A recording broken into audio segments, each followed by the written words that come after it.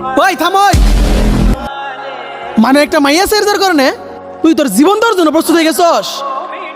প্রথমত এটা কোনো সিনেমা চলতেছে না যে তুই মরার পরে আবার জীবিত হয়ে যাবি কিংবা তোর পুনর্জন্ম হয়ে যাবো গা। তোর জীবনটা অনেক অনেক দামি বন্ধু। যদি জীবনের মূল্য জানতে চাস তাহলে যে ওদেরকে জিজ্ঞেস কর যারা জীবনের লাস্ট স্টেজে আছে।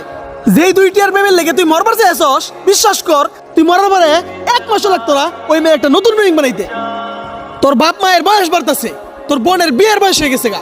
এই সময় তুই তোর ফ্যামিলির পাশে না দাঁড়ায়া তুই মরার জন্য যেতেছস, তাও আবার ওই মেয়ের লাগিয়া যে মেয়ের সাথে তুই পরিচিত হয়েছস এখনো 3 মাস হয় নাই। যদি ওই মাইয়া তোরে ছাড়া বাঁচতে করবে তাহলে মেয়ে ছাড়া তুই কি লেগে বাঁচতে করবি না? মরা কোনো সলিউশন না বন্ধু। তুই উঠ, উঠে নিজের প্রমাণ কর যাতে তুই বুঝতে পারে ওই কি হারাইছে। দেখ, আমি খুব বেশি কিছু জানি না, তবে এতটুকু জানি এই দুনিয়ায় আমাদের সবচেয়ে প্রিয় মানুষ হইতেছে আমাদের মা বাপ। যদি তাদের চলে যাওয়া তো আমরা বেঁচে থাকতে পারি তাহলে এই 4 দিনের ভালোবাসা কি জিনিস।